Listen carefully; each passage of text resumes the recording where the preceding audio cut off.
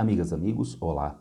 Temos uma difusão muito grande de casos de dengue e outros arbovírus na atualidade aqui no Brasil. O que são arbovírus? Arbovírus são doenças, são vírus transmitidos por artrópodes, no caso, mosquito, né? Especificamente, ainda mais intensamente, né? O Aedes aegypti. E será que a geografia tem algo a dizer acerca da difusão de dengue, da epidemia de dengue aqui no Brasil? Sim, sim, a geografia pode dizer alguma coisa acerca da epidemia de dengue. Vamos tratar disso no nosso vídeo de hoje. Lembrando que a geografia pode falar muitas coisas junto com a medicina.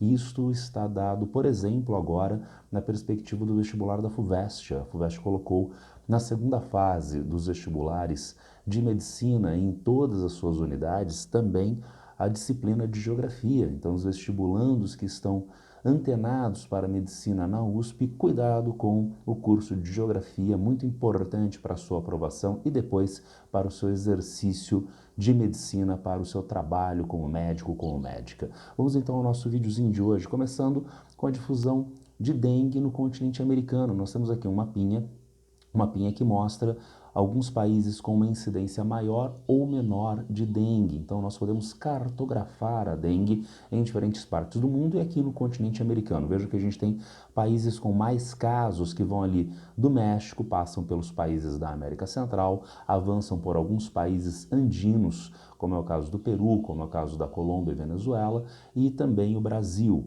Nós temos a dengue veiculada, né, vetorizada pelo mosquito Aedes aegypti. Quanto maior a temperatura e a umidade, quanto maior a acumulação de água para a criação das larvas do mosquito, né? E quanto maior a temperatura, maior o conforto, melhores as condições de vida do mosquito vetor, o Aedes aegypti. E por isso é que nós encontramos neste mapinha o Canadá verdinho, assim como o Chile e o Uruguai, porque são áreas onde as condições climáticas, devido à latitude, devido à altitude, não permitem a circulação do Aedes aegypti, consequentemente não permitem a circulação do vírus da dengue de maneira autóctone, porém com alguns cuidados. Primeiro cuidado, o Uruguai. Em 2016, nós passamos a ter o primeiro registro de casos de dengue no Uruguai, em 2016. O nosso mapinha foi atualizado em 2015. No ano seguinte, o Uruguai tornou-se um país não verdinho do mapa, tá certo? E a partir de então já passou a haver casos autóctones, circulação nativa do vírus. Quanto ao Chile, também temos um problema, porque agora no ano de 2024 foi registrado o primeiro caso da doença. Vamos ver na sequência a questão do aquecimento global antropogênico.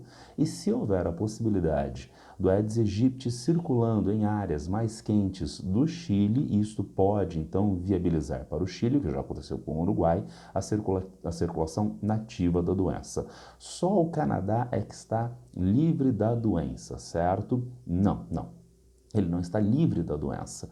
Ele tem, segundo o governo canadense, 200 a 300 casos anuais de dengue. São pessoas que viajam a outros países mais quentes e mais úmidos frente ao Canadá e trazem a doença para o Canadá. Lembrando, quem vetoriza, quem transmite, né, o vírus da dengue é o mosquito Aedes aegypti, que ele precisa de temperaturas mais altas que não são encontradas no Canadá, tá certo? E por isso o vírus chega, mas não encontra condições de circulação dentro do Canadá, mas isso não tira, né, da população canadense a possibilidade de estar exposta à doença através de viagens internacionais. Cuidado, o nosso Alasca está ali marcado com casos de dengue, tá certo? O nosso mapa está em divisão política, o Alasca pertence aos Estados Unidos, então se nos Estados Unidos tem dengue, principalmente a partir das suas áreas mais meridionais, de climas mais quentes e mais chuvosos, então aparecerá dengue também no Havaí, sim, é nativo do Havaí a dengue, e também no Alasca, tá? Não tem Aedes aegypti lá no Alasca, por mais que ele use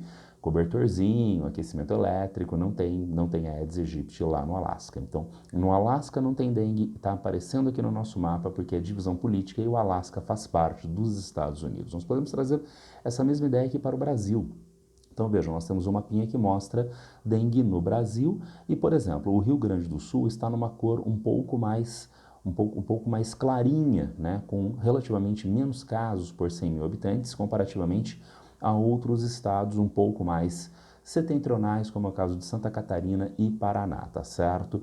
Né? Mas com um cuidado. Dengue, gente, é uma doença tipicamente urbana.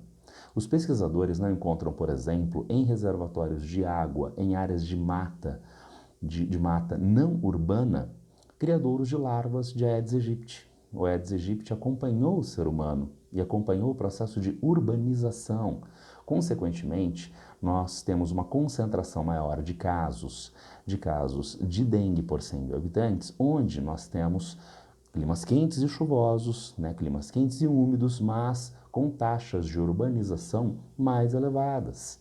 Né? E daí a ideia de a dengue não ser uma doença que está dada apenas a partir da natureza, mas ela é potencializada com todos os males que isso são trazidos à sociedade pelo próprio homem, porque ela acompanha o processo de urbanização. Não só dengue, nós encontramos aqui o nosso mapinha para chikungunya,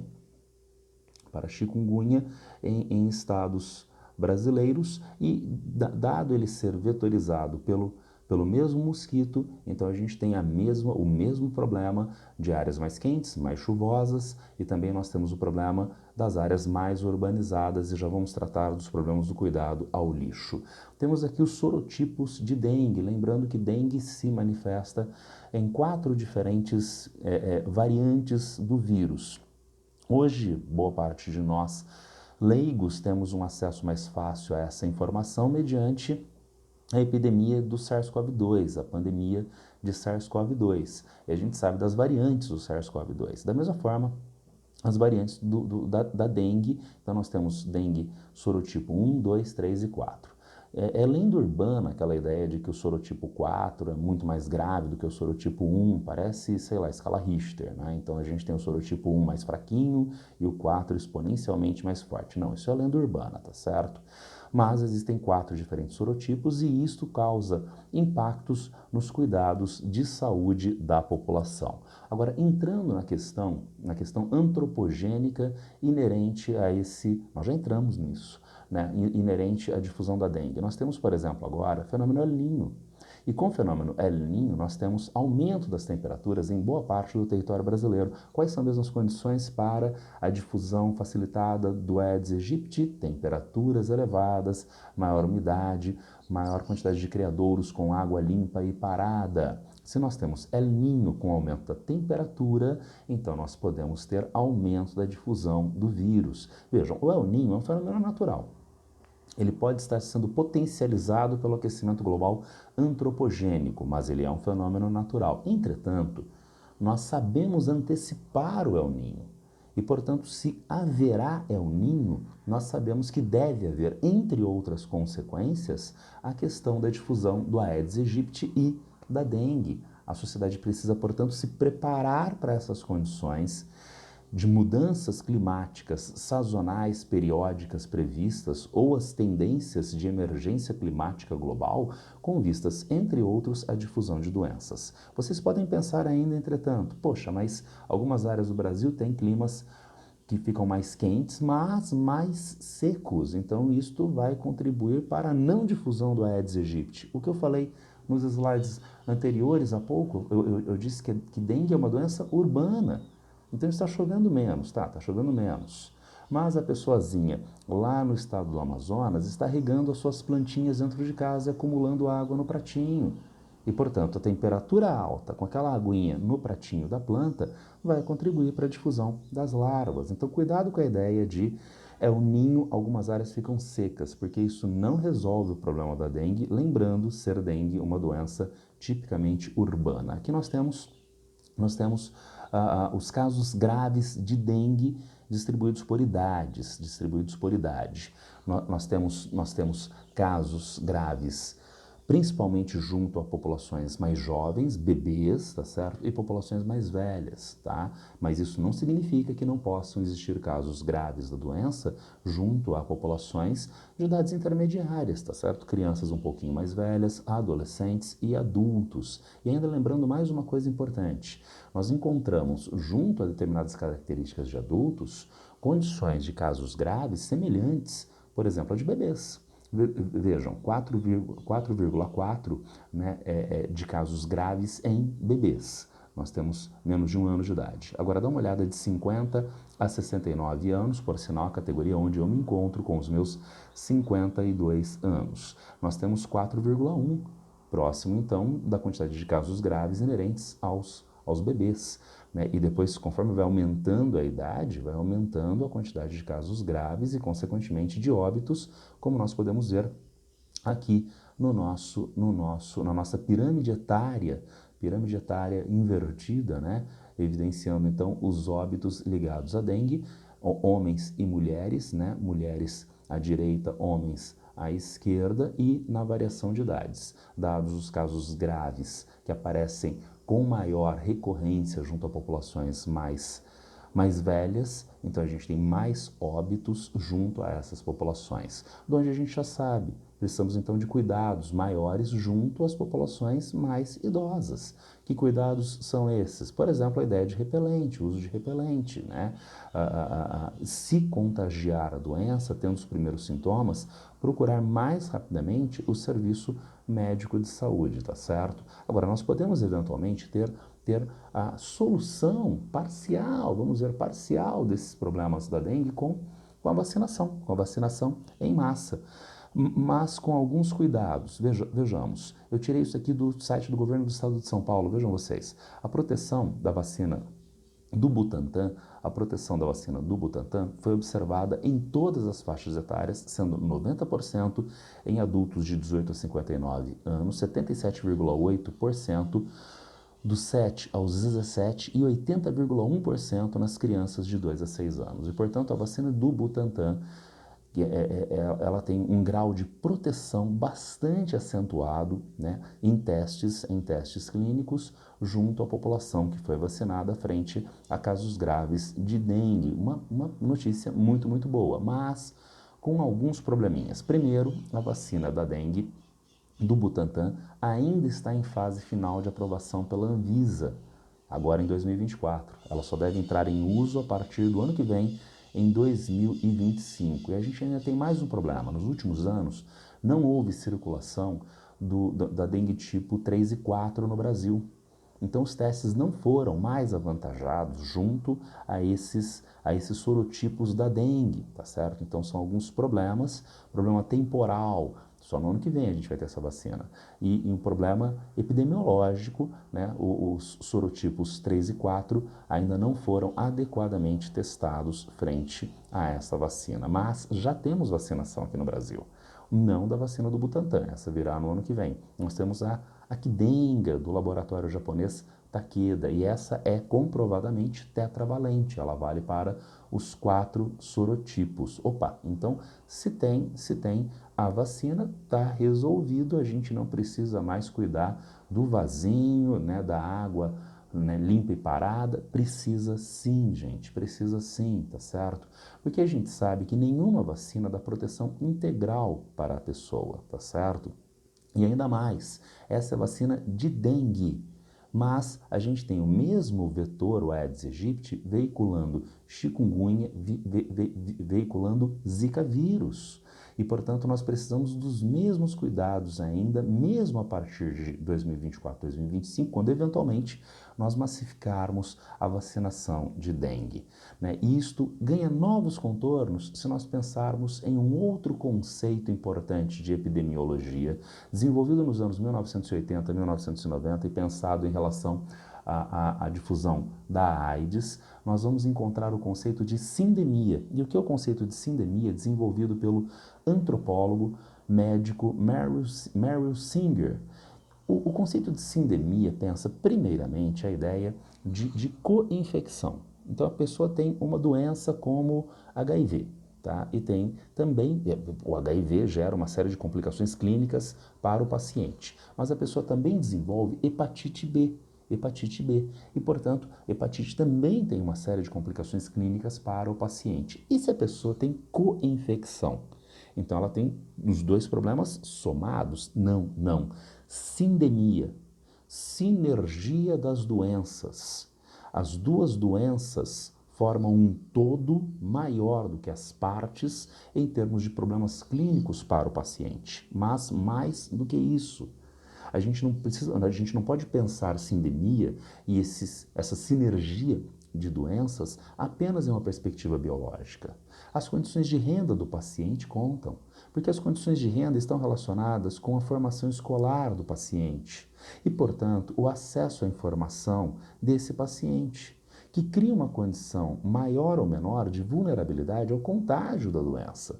Dadas as condições de renda do paciente, nós temos uma determinada condição de moradia, uma área de moradia da cidade, que pode ter condições que potencializem os sintomas da doença. E, portanto, nós precisamos pensar sindemia e o agravo das condições médicas do paciente ou das populações, não apenas em uma perspectiva biológica, mas em uma perspectiva social, uma perspectiva política, uma perspectiva cultural, antropológica. Eu separei aqui 3 itens para vocês. Vejam, o primeiro item é doenças crônicas e saúde mental. Então a gente pode ter uma sinergia a partir de diabetes, doenças cardíacas, depressão, por exemplo, entre outras doenças. Aí a perspectiva biológica inerente à sindemia, tudo bem? Mas vamos olhar do nosso próximo item. Pobreza e saúde. A falta de recursos econômicos pode levar a uma maior prevalência de doenças como desnutrição, doenças infecciosas e problemas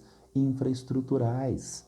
Então, as doenças que geram uma maior exposição, as condições socioeconômicas, que geram uma maior exposição à doença, ao contágio da doença e a gravidade a gravidade dos sintomas. E, finalmente, vejam, mudanças climáticas e saúde, o aumento da temperatura, eventos climáticos extremos e a poluição do ar podem aumentar o risco de doenças respiratórias, cardiovasculares e outras. E quem produz aquecimento global, olha a palavrinha, antropogênico, é a sociedade.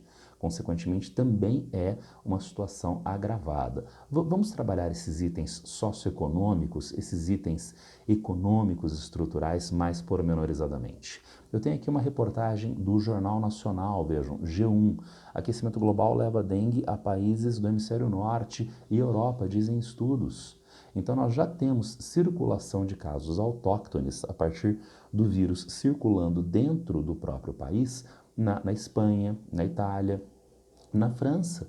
Inclusive, eles estão utilizando as práticas de espalhamento do chamado aqui no Brasil fumacê, a aspersão de veneno contra o mosquito, o que é uma falência do ponto de vista do controle epidemiológico, né? As sucessivas gerações de mosquitos acabam resistentes àquele fumacê, o fumacê causa outros problemas ambientais e de saúde pública, não resolve definitivamente, é um band-aidzinho, né, para resolver o problema. E já há práticas de fumacê nesses países europeus. Aquecimento global que leva, portanto, a Aedes aegypti, onde ele não estava antes, assim como a possibilidade de circulação autóctone da doença.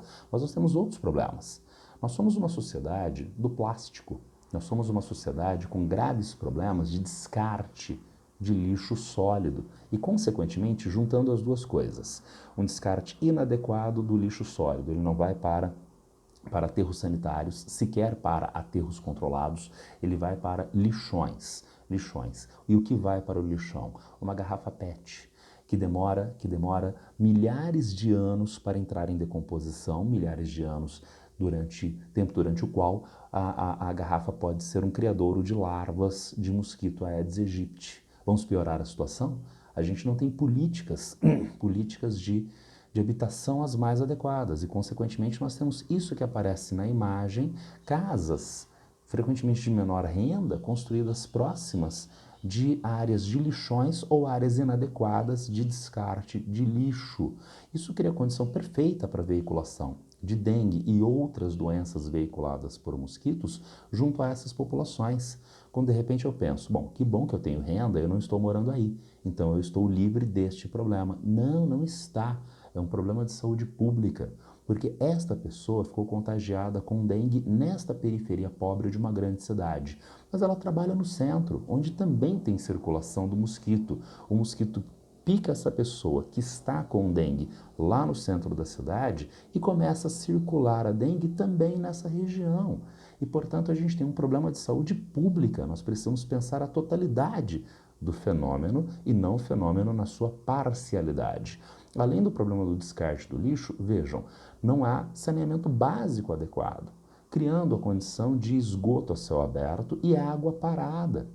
E um problema, aquela ideia de água limpa e parada, sendo criadouro dos mosquitos, é uma ideia relativamente antiga, já eu poderia dizer, porque o mosquito consegue, na atualidade, se reproduzir com larvas em água que não tem a melhor qualidade. Então, estas águas paradas de saneamento público precário, né, de precarização de saneamento público, também são, né, formas de difusão da doença. Ah, mas eu verifico o meu pratinho de água de planta, né, uma vez a cada 15 dias e nunca tem larvinha do mosquito. Gente, dá uma olhada no ciclo da doença. Em 7 dias, as larvas estão aptas a se tornarem mosquitos adultos. Então o ciclo é muito rápido, tá certo? Porque a vida do mosquito é de 30 dias. Então, muito rapidamente, há a difusão desses mosquitos. Então, qualquer criadouro, né, vai ser um criadouro potencial, tudo bem? E, de novo, a nossa sociedade com saneamento urbano precário, com uma sociedade do lixo de descarte precarizado, aumenta a veiculação da doença. O que fazer, então, diante desse cenário? Eu coloquei aqui para vocês, se fosse, sei lá, redação do Enem, né, 3 propostas de intervenção, né, 3 medidas que podem ser tomadas pela sociedade, pelo poder público para diminuir o problema, para tentar combater o problema da dengue e de outros vírus transmitidos por mosquitos. Aqui uma primeira, vejam, uma primeira medida de vigilância sanitária de borracharias, cemitérios, depósitos de ferro velho, terrenos baldios. Então, o poder público fazendo a verificação destas áreas que são muito usuais em criadouros de mosquitos para contenção da veiculação da doença. Ainda mais, inspeção predial e eliminação ou tratamento de reservatórios potenciais ou atuais de larvas do mosquito, aplicação de inseticidas em locais com transmissão ativa da doença. Então, nesse caso, já deveria haver uma condição do morador individualmente da sua casa, dos moradores coletivamente do condomínio, no controle da doença. Mas quem é que vai garantir isso? O poder público fazendo a fiscalização destas áreas de condomínios residenciais ou de condomínios empresariais. E, finalmente, veja um aspecto fundamental, um terceiro componente relativo à informação, educação e comunicação sobre a doença e seus meios de prevenção, isto é, tornar a população um agente, né, um fator ativo no combate à doença. Então, eu sei que a doença pode me afetar e afetar a todos na sociedade. Então, eu passo a criar as condições de contenção da circulação do vírus. Agora, esses 3 itens mostram para a gente a necessidade, 1, do Estado no combate à epidemia de dengue e 2, a necessidade de solidariedade social no combate à doença. O que mostra, então, mais uma dimensão social, cultural da doença. Trata-se de uma doença neoliberal. Nós vivemos em uma sociedade neoliberal individualista competitivista. Dado esse individualismo competitivista, nós temos a frequente negação do Estado como um ser agente legítimo na sociedade. Então, cadê a entrada dos agentes nos prédios, né? Haverá resistência, além de o Estado ser tolhido em recursos para viabilizar essas ações necessárias. Mas nós temos um segundo ponto importante, que é a lógica individualista competitivista introjetada nas pessoas. Então, será que eu sigo normas? Será que eu subjetivei e passei a utilizar na minha cotidianeidade, né, regras que traduzem uma solidariedade social? Claro que não, claro que não. Então, dentro de uma sociedade individualista e competitivista, nós temos uma dificuldade ainda maior de lidar com uma doença como essa, dengue, doença como a gente viu, tipicamente urbana e que demanda esses fatores de amplo alcance social veiculados pelo poder público para o controle da doença. É isso que eu queria passar para vocês hoje, uma reflexão acerca das ciências humanas e da geografia em especial acerca das doenças, no caso a dengue. Quem tiver algum problema, alguma dúvida, já sabe, é só me encontrar a qualquer tempo aqui nas redes sociais. Abraço para todas e todos e boa sorte.